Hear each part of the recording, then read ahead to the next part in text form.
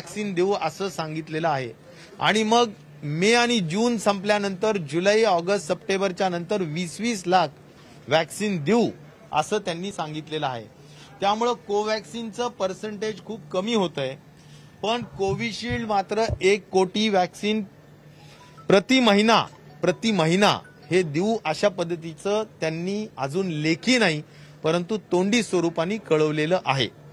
आणि त्यामुळं आपल्याला कोविशिल्ड आणि कोवॅक्सिनचं एक ठराविक पर्सेंटेजमध्ये काम करावं लागेल, पण कोवॅक्सिन खूप कमी प्रमाणात मिळत असल्यामुळे आपल्याला जे काही रशियन वॅक्सिन आहे स्पुटनिक त्याच्या संदर्भात सुद्धा माननीय मुख्यमंत्री महोदयांची चर्चा सुरू आहे आणि ते योग्य दरामध्ये आणि योग्य प्रमाणामध्ये जर देऊ शकत असतील तर स्पुटनिक वॅक्सिनचा सुद्धा अंतर्भाव करण्यात येईल।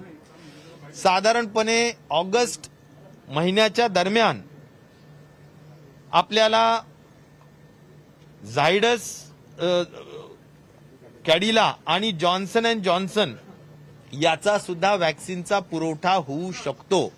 त्यामुळे या दोनच्या व्यतिरिक्त आणखीन 2 झायडस कॅडिला आणि जॉन्सन अँड जॉन्सन हे सुद्धा मिळू शकतील अशी माहिती सुद्धा देण्यात आलेली आहे। त्यामुळे ऑगस्ट सप्टेंबर नंतर असे काही 2 वाढ करता आली तर निश्चित प्रकारे ती वाढ सुद्धा करण्यात येऊ शकेल। या व्यतिरिक्त आता हे जे काही आपल्याला सगळ्यात महत्त्वाचं सगळ्यांना उत्सुकता आहे की 1 मेला वॅक्सिनेशन सुरू होईल का, तर त्याचं उत्तर आहे की 1 मेला वॅक्सिनेशन सुरू होणार नाही। त्याचं कारण एक आहे की आज आपल्याला लगेच्या लगेच उपलब्ध होत नाही आणि त्यामुळे जर मे एंड पर्यंत काही वॅक्सिन्स उपलब्ध होणार असतील तर आपण त्या संदर्भात अचानकपणे 18 ते 44 वयोगटात 5,71,00,000 लोक आहेत आणि म्हणून एका वेळी तर एवढे सगळ्या लोकांना देता येणार नाही।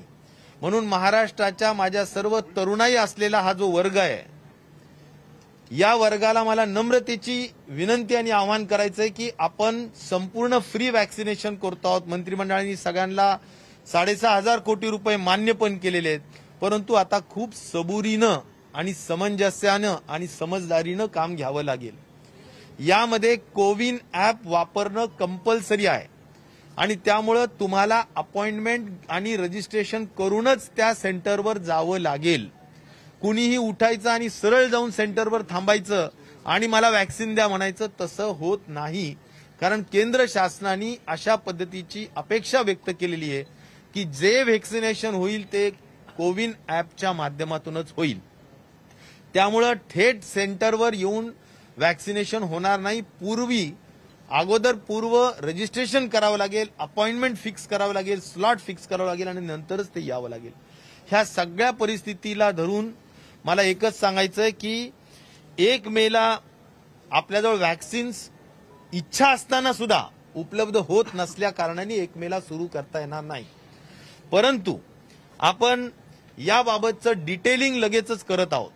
साधारणपणे जर आपल्याला एका वेळेस आता हे एकूण जे 5,71,00,000 लोकांना वॅक्सिनेशन जर करायचं असेल तर एका वेळेस शक्य नाही आणि म्हणून आपल्याला एक आमची कमिटी आरोग्य विभाग आणि काही वरिष्ठ मंत्री यांची कमिटी ताबडतोबीनं यावर मायक्रो प्लॅनिंग करणार आहे। म्हणजे काही जे काही वयोगट आहे 18 ते 25, 25 ते 35, 35 ते समजा 44, तर यामध्ये 35 ते 44 अगोदर घ्यायचा का, नंतर 18 ते 25 अति तरुण असल्यामुळे तो नंतर घ्यायचा का, याबाबत जे काही मायक्रो प्लॅनिंग ज्याला म्हणता येईल किंवा यातले कोमॉर्बिड अगोदर घ्यायचे का, या सगळ्या बाबतीची जी काही चर्चा आहे ती या ठिकाणी केली जाईल। एक नक्की आहे की हे जे काही सेंटर्स 18 ते 44 साठी केले जातील ते सेंटर्स हे वेगळे राहतील, जे 45 आणि अबावच्या साठीचे जे सेंटर्स आहेत त्यापेक्षा वेगळे सेंटर्स राहतील की जे डेडिकेटेड फॉर 18 ते 44 वयोगटासाठीच असतील, हे मला या ठिकाणी नम्रपणे सांगायचंय। आता वॅक्सिन उत्पादकांना केंद्र शासनाने त्यांच्या उत्पादनातले 50% वॅक्सिन हे केंद्र सरकारला द्यायचे आणि 50% वॅक्सिन हे राज्य शासन व औद्योगिक आणि खाजगी रुग्णालय सुद्धा थेट वॅक्सिन खरेदी करू शकतात। त्यांच्यासाठी उत्पादन करायचं आहे. आणि त्यामुळं एक नक्की आहे की उत्पादन करणारे दोनच आणि त्यात मागणी करणारे सर्व राज्य असतील, खाजगी हॉस्पिटल सुद्धा असतील आणि त्याचबरोबर तुमचे औद्योगिक जे काही हॉस्पिटल्स आहेत ते सुद्धा असतील. आणि त्यामुळे या सगळ्या गोष्टींची मुभा दिल्यामुळं आपल्याला या अनुषंगाने खूप वॅक्सिनची उपलब्धतेचं सगळ्यात मोठं आव्हान राहील. आणि त्यामुळं आपल्याला घाई गडबड न करता, त्या सेंटर्सवर गर्दी न करता किंवा ते सेंटर्स एक प्रकारे खऱ्या अर्थाने कोविड पसरवणारे सेंटर्स होऊ नयेत याची दक्षता सुद्धा घ्यावी लागेल. कारण आज 45 पेक्षा पुढच्या लोकांनी जे ज्येष्ठ असतात ते सुद्धा तिथं गर्दी खूप करताना आपल्याला पाहायला मिळते, क्यू दिसतीये. तर तरुणाई ही अति उत्साहाने तिथं जाऊ शकेल. म्हणून माझं एवढंच नम्रपणे सूचना आहे की आपल्या सर्वांना वॅक्सिनेशन करण्याची संधी 6 महिन्यातच आपल्याला हे काम पूर्ण करायचंय. परंतु ते सबुरीनं घ्यावं लागेल कारण उत्पादन क्षमता प्रत्येकाची वाढतीये. आपण इम्पोर्ट सुद्धा निश्चित प्रकारे स्पुटनिक 100% करत आहोत आणि त्यामुळं काही नवीन 2 वॅक्सिन सुद्धा येत आहेत. फक्त घाई गडबड न करता एक अत्यंत चांगला राज्य स्तरावरचा वॅक्सिनेशनचा कार्यक्रम हा सगळ्यांनी खूप यशस्वी पार पाडला पाहिजे अशी माझी नम्रतेची आव्हान आणि विनंती महाराष्ट्राच्या सर्व लोकांना या निमित्ताने निश्चित प्रकारे आहे. त्याचबरोबर मी या निमित्ताने हेही सांगेल की साधारणपणे आपण आता 30 मे पर्यंत जे काही आपलं आज ब्रेक द चेनच्या संदर्भाने आज आपण लॉकडाऊन केलेलं आहे, त्याचं निश्चित प्रकारे त्यावरही चर्चा झाली आणि आपल्याला कुठल्याही परिस्थितीत त्याला एक्सटेन्शन द्यावंच लागेल अशी परिस्थिती सुद्धा निश्चित प्रकारे आहे. आणि त्यामध्ये सुद्धा मंत्रिमंडळाने त्या संदर्भात सुद्धा चर्चा केलेली आहे. म्हणून शेवटच्या दिवशी एक्झॅक्टली 15 दिवस वाढवायचे का काय वाढवायचं त्या संदर्भातला निकाल होईल. पण एक्सटेन्शन निश्चित प्रकारे लॉकडाऊनच्या परिस्थितीला होणार आहे आणि ते किमान 15 दिवसाचं तरी होईल असा माझा एक अंदाज या निमित्ताने मी व्यक्त करत आहे. त्या दृष्टिकोनातून मी आपल्याला या निमित्ताने सांगेल की कुठल्याही परिस्थितीत आपण सगळ्यांनी या महत्त्वाच्या कामामध्ये सहकार्य केलं पाहिजे आणि राज्य शासनाचा हे जे काही निर्णय आहेत त्याला आपण अतिशय समजदारीनं खऱ्या अर्थाने घेऊन काम करण्याची आवश्यकता आहे. तिसरा महत्त्वाचा निर्णय जो झालेला आहे तो म्हणजे जी परवानगी आपल्या हाफकिनने वॅक्सिन तयार करण्याच्या दृष्टिकोनातून घेतलेली होती त्याला सुद्धा खऱ्या अर्थाने काही त्यातला एक महत्त्वाचा जो भाग होता वेगळा तर त्याला एक मान्यता देण्यात आलेली आहे. त्याची प्रेस नोट एक वेगळी काढली जाईल परंतु त्याचा एकंदर प्रकल्प खर्च 154 कोटी आहे आणि त्या अनुषंगाने सुद्धा त्याला केंद्राचं अनुदान सुद्धा 65 कोटी आहे. तर त्याला सुद्धा तत्वतः मान्यता राज्य शासनाच्या वतीनं देण्यात आलेली आहे. सर, काही खासगी संस्थांनी जर लसीकरण मागितलं तर त्यांना लस पुरवण्यात येईल का? खाजगी संस्थांनी दवाखान्यांनी जर लसीकरणाच्या साठी बुकिंग केली तर निश्चित प्रकारे त्यांना त्यांच्या हक्काचं लस मिळू शकेल. हिंदी में एक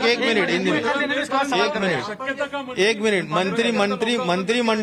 मंत्रिमंडल ने आज एक महत्वपूर्ण निर्णय लिया है. गवर्नमेंट ऑफ महाराष्ट्र महाविकास आघाड़ी ने एक महत्वपूर्ण निर्णय लिया है कि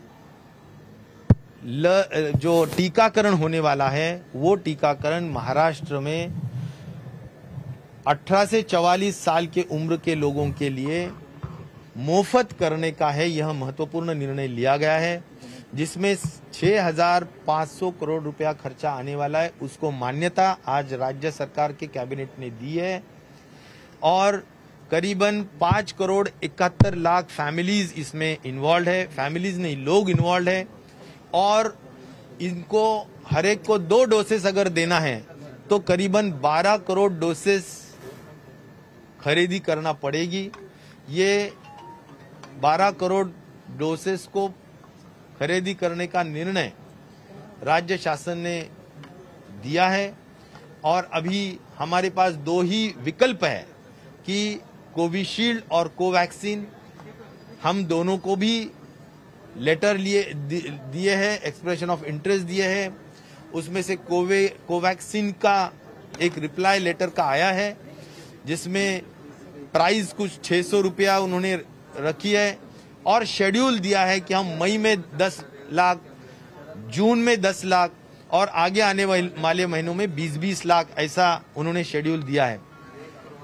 Covishield 1 crore vaccine per month देने के बारे में उन्होंने एक मुख्य चर्चा की है, कोई राइटिंग में उसमें अभी दिया नहीं है। तो हमारे को करीबन 6 महीने में अगर ये वैक्सीनेशन का, टीकाकरण का कार्यक्रम पूरा करना है तो इसको 2 करोड़ वैक्सीन या 2 करोड़ टीकाकरण हर महीने में होना जरूरी है। महाराष्ट्र में टीकाकरण करने के लिए करीबन 13,000 सिर्फ पब्लिक हेल्थ डिपार्टमेंट में संस्था उपलब्ध है और इसीलिए बड़े पैमाने पे हम वैक्सीनेशन कर सकते हैं। हमारे पास ह्यूमन रिसोर्स है, हमारे पास कोल्ड चेन है, हमारे पास AEFI की सिस्टम्स उपलब्ध है, जगह उपलब्ध है और डॉक्टर्स भी उपलब्ध है।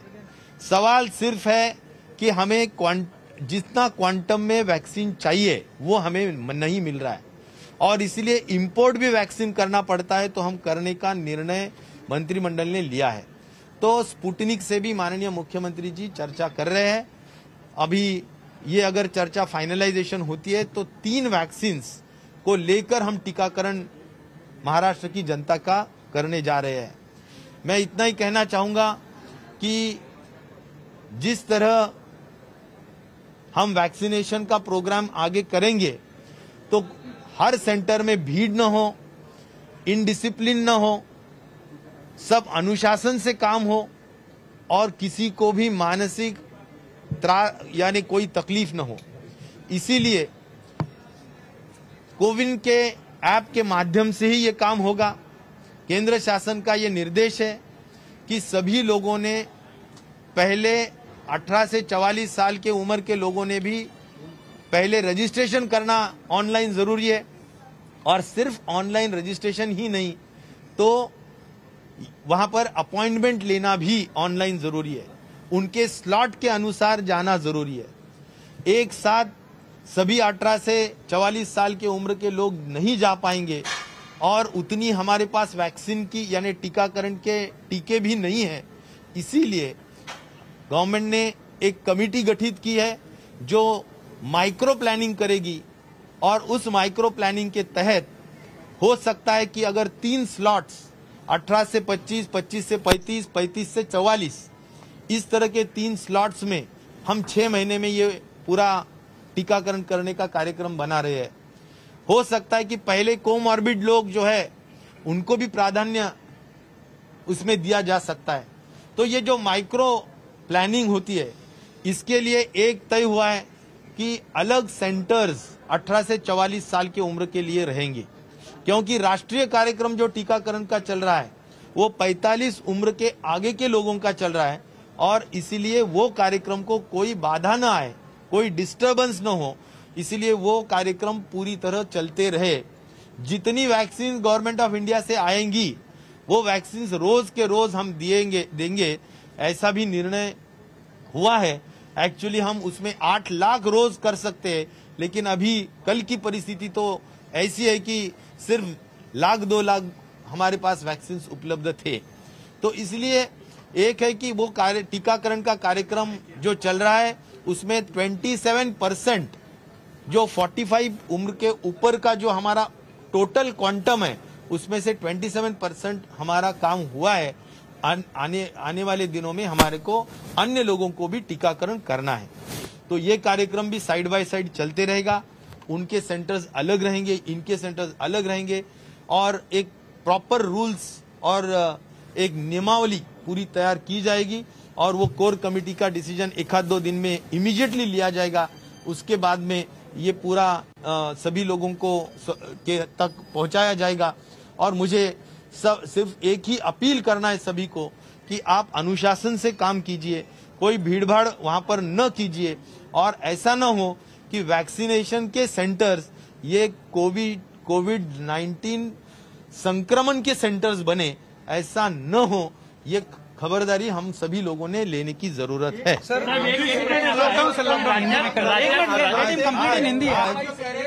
हिंदी में हो जाने दो यार जरा।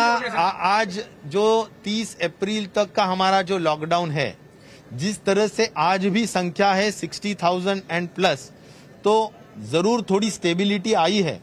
जो 70,000 और उसके ऊपर जाने का अनुमान हमें था, वो थोड़ा अभी रुक गया है और अनुमान और आशा करता हूं, भगवान से प्रार्थना करता हूं कि अभी ये पीक रहे और इससे अभी रोजाना डिक्लाइन होने का काम ग्राफ में हो, ऐसी अपेक्षा मैं जरूर करूंगा।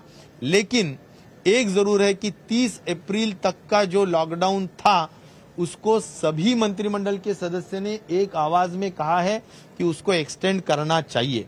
अभी 15 दिन तक तो एक्सटेंड जरूर होगा, लेकिन उसके ये सभी, इसीलिए मैं ये कहना चाहता हूं कि आज भी अगर हम पूरा कोविड अप्रोप्रिएट बिहेवियर से वर्तन करेंगे, अगर हम मास्क और सोशल डिस्टेंसिंग का मेंटेन करेंगे, अगर हम जो भी रूल्स इशू किए गए हैं उसके अनुसार हम हमारा पूरा वर्तनुक रहेगा, तो 100% इसको कवर करने में कोई प्रॉब्लम नहीं आएगा।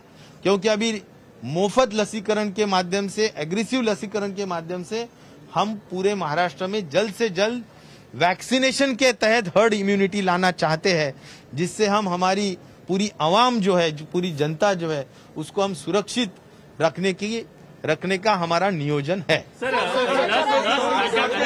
मराठी राज्यात अनेक ठिकाणी लस संपलेल्या आहेत, काय परिस्थिती आहे? लसीकरणाचे हा मुद्दा अतिशय रास्त आहे की केंद्र शासनाकडून जी लसीची मात्रा आपल्याला मिळते, ती लगेच एवढ्या मोठ्या महाराष्ट्रात जिल्ह्यामध्ये पाठवण्यासाठी 2-2 दिवस लागतात। आम्ही नेहमी म्हणतोय की 8 दिवसाची लसीकरणाची एकत्र मात्रा द्या, जेणेकरून आम्हाला एखादा 2 दिवस जरी लागला गडचिरोली पर्यंत आणि तिकडे चंद्रपूर पर्यंत पोहोचवायला, कारण या लस मिळतात आम्हाला पुण्याला आणि पुण्यावरून आम्हाला त्या पोहोचवाव्या लागतात। त्यामुळे 2 लाख दिलाय की त्या पोहोचवेपर्यंत प्रत्येक तालुक्यात आणि जिल्ह्यात जाऊपर्यंत हार्डली 2,000-1,500 अशापर्यंत जातात, ज्या एका दिवसात अर्ध्या दिवसातच संपतात। आणि त्यामुळे ही जी पळापळ असते, आता ज्या अर्थी महाराष्ट्राने 5,34,000 लस एका दिवशी दिली, ही यासाठी दिली की आपल्याजवळ थोडी उपलब्ध झाली की आपण त्या क्षमतेने दररोज देऊ शकतो। आपल्याला यापेक्षा जास्त जर उपलब्ध करून दिली तर निश्चित प्रकारे आणखीन यापेक्षा जास्त लसीकरण दररोज होईल। मी माननीय देवेंद्रजी फडणवीस असतील, मी प्रवीण दरेकर असतील, गडकरी साहेब असतील, सगळ्यांना मी पण विनंती केलेली आहे की आपण सगळेजण जाऊया। यात राज्य आणि केंद्राच्या वादाचा, भांडणाचा विषय अजिबात नाही। बऱ्याचदा माध्यम हा विचार करत राहतात।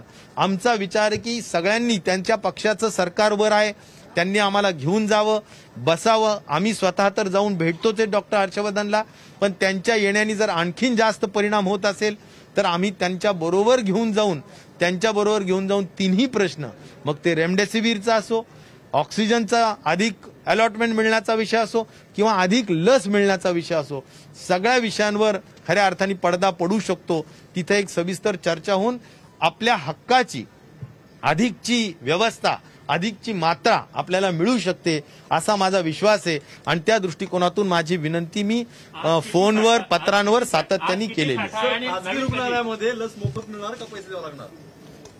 खाजगी रुग्णालयांमध्ये आता इथून पुढे लस पैसे देऊनच घ्यावी लागेल। संपूर्ण राज्य शासनाच्या सरकारी दवाखान्यांमध्ये लस मोफत मिळणार।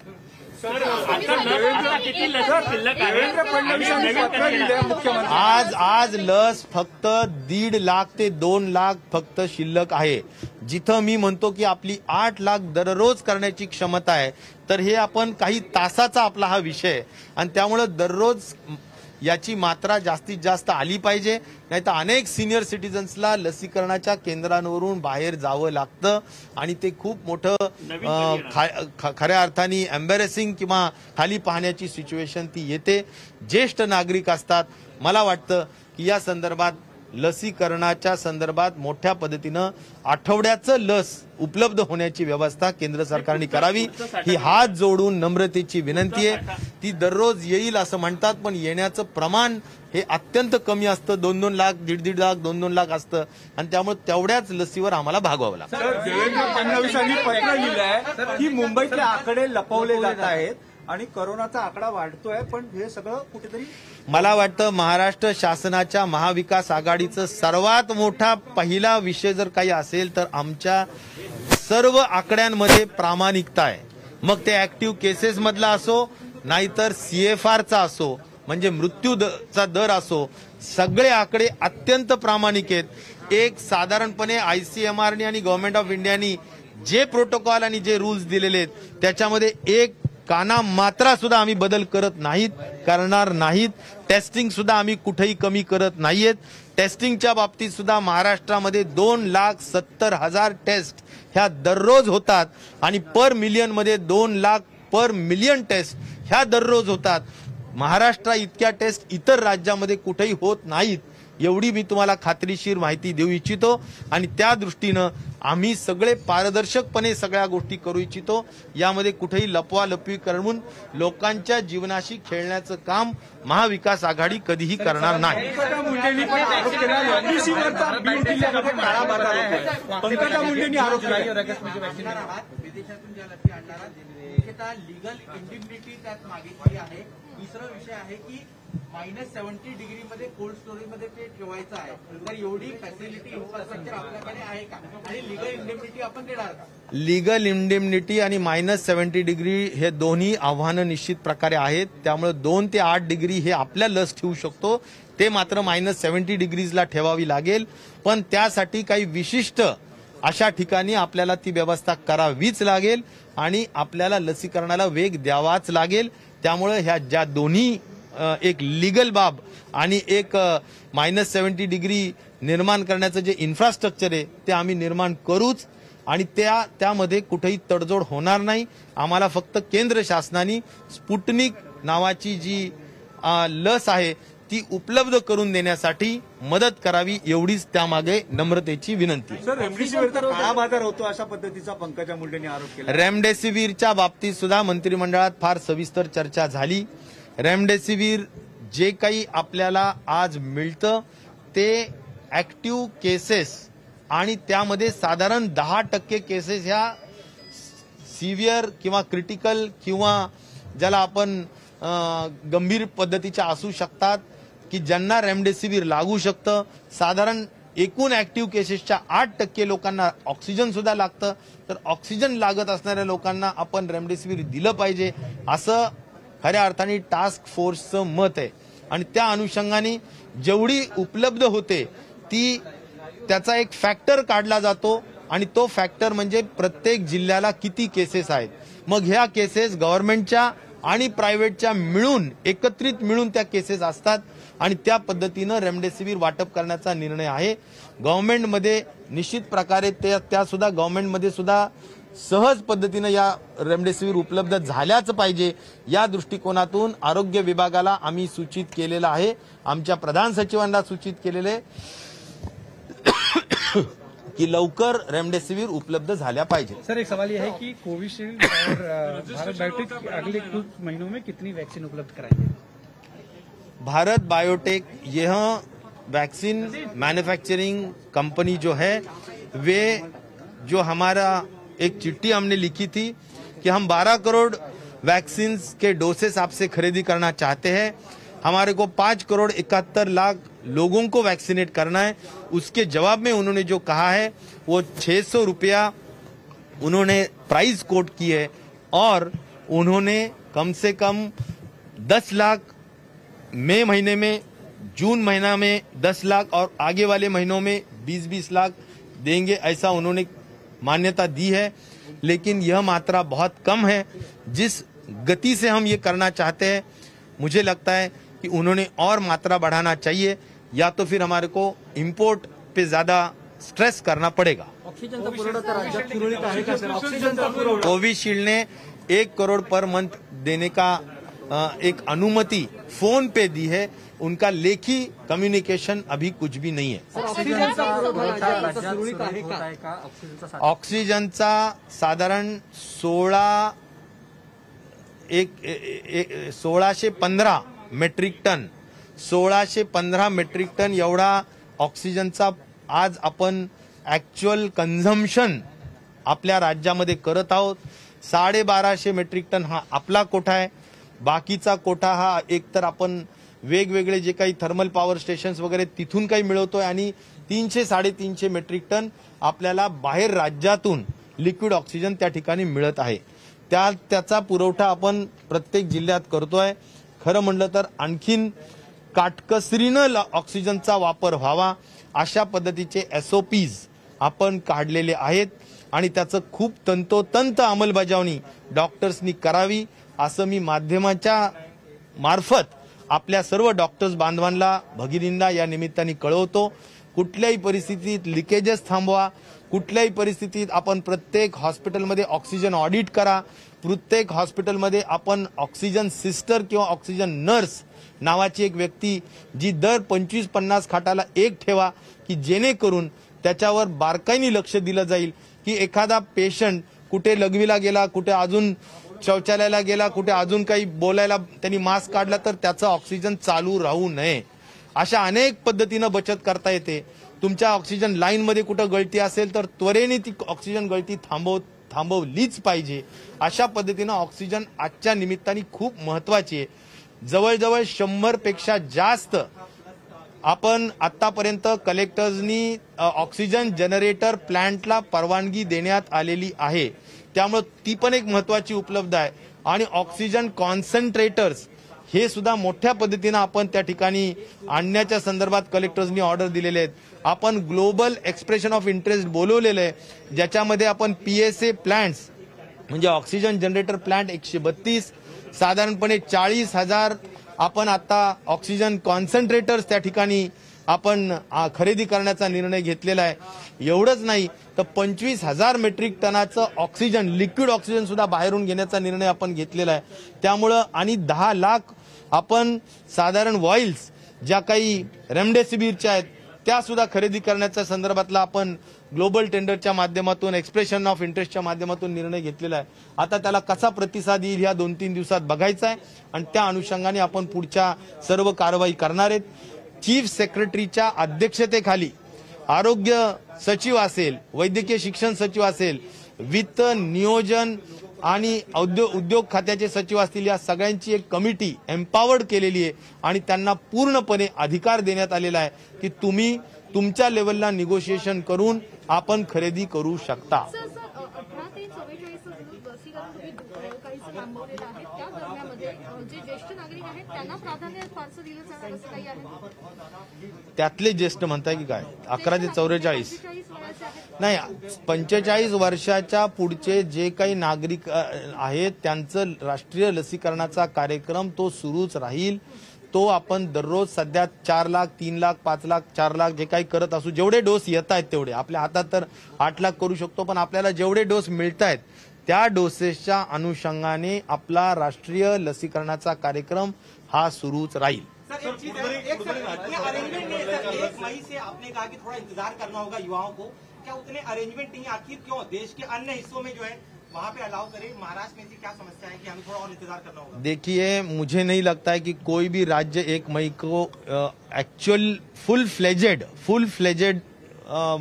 जिसको हम बोलते हैं लसीकरण शुरू कर पाएगा, क्योंकि आज सप्लाई करने वाले 2 ही कंपनीज है और दोनों कंपनीज को हमने 8-8 दिन पहले चिट्ठी लिख के बुकिंग करने के लिए कोशिश की थी, लेकिन उनके पास सेंट्रल गवर्नमेंट की ही पहले एडवांस बुकिंग है, उनका प्रोडक्शन एडवांस बुक्ड है और इसीलिए वो जरूर देंगे, लेकिन बाद में देंगे ऐसा उन्होंने कहा है। इसीलिए 1 मई को हमें जरूर 2-4-5 टीकाकरण हो सकते हैं, लेकिन सिर्फ उतने ही करके फिर 2-4 दिन के बाद बंद करना ये कोई ठीक बात नहीं रहेगी।